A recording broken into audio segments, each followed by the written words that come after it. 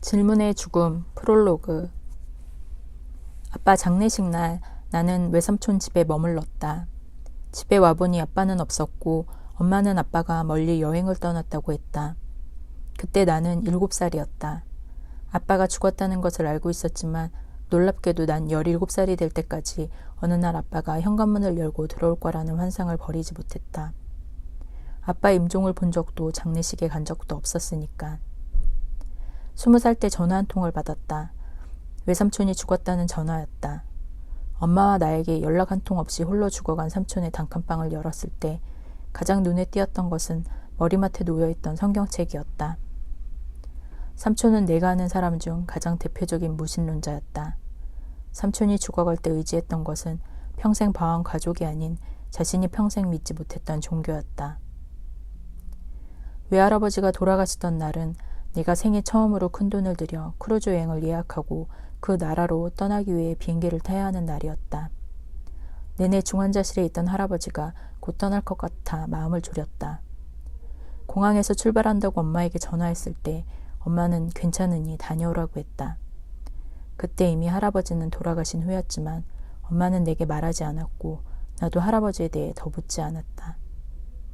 내가 아기였을 때 나를 보석처럼 아껴주었던 사람의 임종보다 나는 당장 코앞에 예약해둔 여행을 떠나는 것이 더 중요한 사람이 되어 있었다. 죽음 앞에서 나는 비이성적이거나 무정한 사람이 되어 있었다. 하지만 이런 내 모습에 대해 지금까지 누구에게도 말해본 적이 없다. 아무도 내게 물어본 적이 없었으니까, 친한 친구나 가족조차. 죽음은 늘 은밀한 것이었다. 우리는 다른 사람의 죽음에 대해 말하지만 그 누구도 나의 죽음에 대해 말하지 않는다. 내게 다가올 가장 확실한 미래인데 그 유일한 진실을 외면한 채 대부분의 생을 보낸다. 우리는 죽음을 왜 피하고 싶은 걸까? 모르기 때문이다. 죽음을 알 수 있을까? 알 수는 없지만 준비할 수는 있을 것이다. 세상에는 이미 죽음에 관한 수많은 책이 존재한다. 하지만 아무도 당신의 죽음을 묻지는 않는다.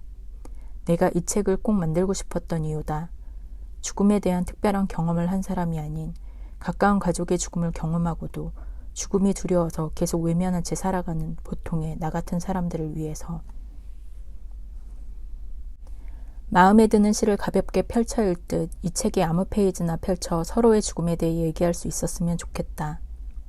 사색에 잠겨도 좋고 수다 떨듯 봐도 좋고 다음 여행지를 떠올리듯 임종의 순간을 그려보고 물건을 정리하거나 비행기 티켓을 끊듯 유언장을 작성하고 여행 전날 냉장고 정리를 하듯 경쾌한 마음으로 그렇게 삶을 정리하는데 이 책이 도움이 되었으면 좋겠다.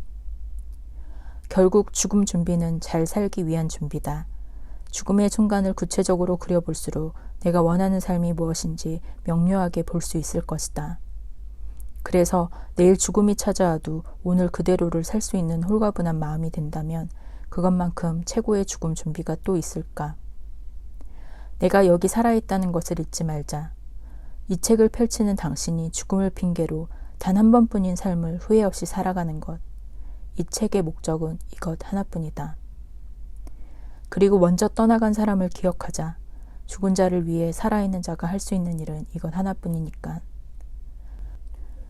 좋아하는 삶을 살아갈 수 있는 용기를 내게 가장 큰 유산으로 물려주고 먼저 떠나간 사람들에게 이 책을 바칩니다. 나의 아빠 홍우표, 나의 외삼촌 김학선, 나의 외할아버지 김유경, 그리고 조진만 선생님 감사합니다.